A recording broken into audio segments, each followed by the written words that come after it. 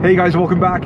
In this episode, I am going to meet my friend Kostas for a coffee and a look at his beautiful 1977 Porsche 911. Let's go check it out.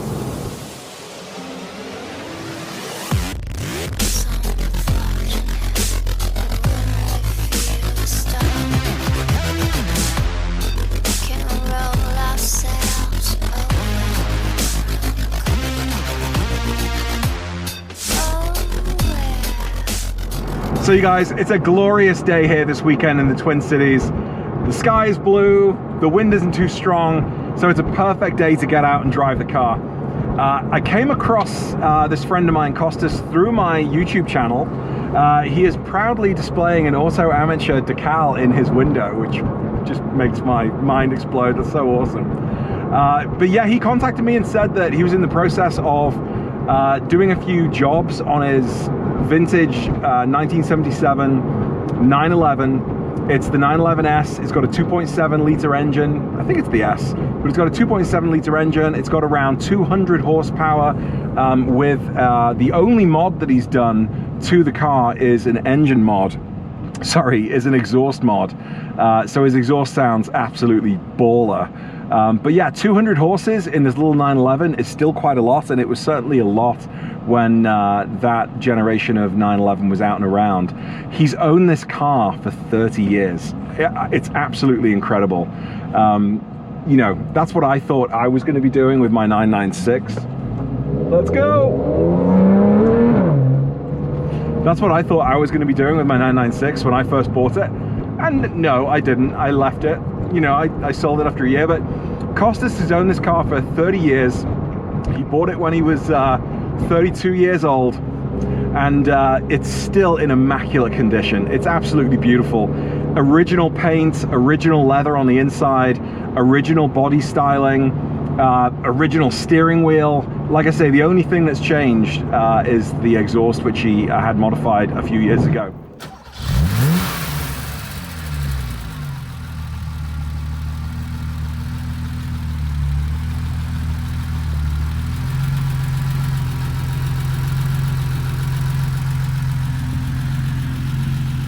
What a beautiful car.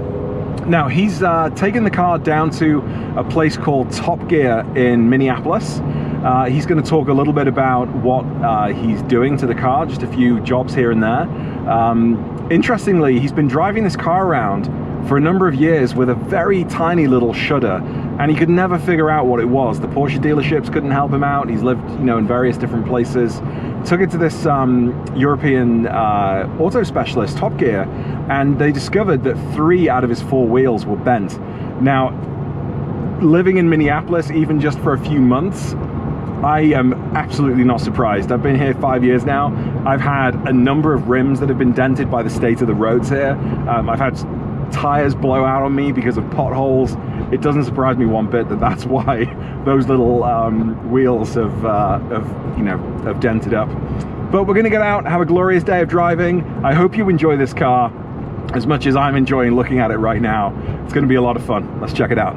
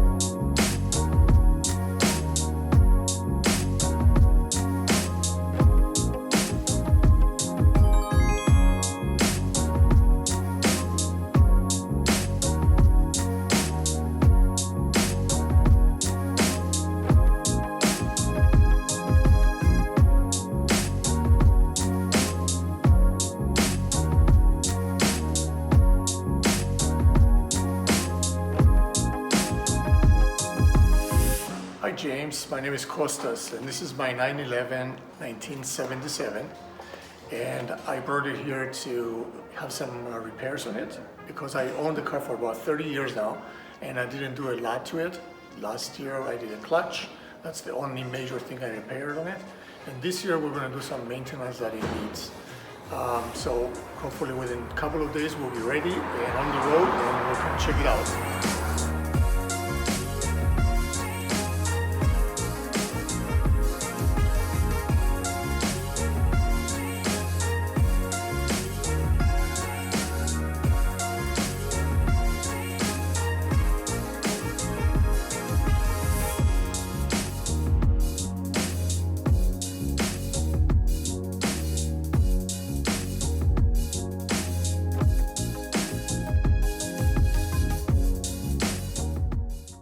So in the mid to late 70s, there was a lot of change happening in the car industry as safety and emission standards, particularly in the US, were changing year to year, and car manufacturers generally were having a hard time keeping up. The introduction of certain resistance for bumpers on the front and the rear, for the suspension, emissions of the engine, were driving cars and car manufacturers to change, like quite literally year to year. Porsche did a great job, I think, as history looks back, on the models that became the 911, the 911S, and the Carrera between 74 and 77, and this is one of those Porsche 911s. It doesn't have any other model designation apart from Porsche 911S. At this point in time, the Carrera was a 2.7 litre engine. It had new camshafts, it had a new fuel injection system. It was a continuous injection system, CIS, replacing a largely mechanical injection system from previous years that was more sort of fuel efficient. There were two engine variations offered at the time.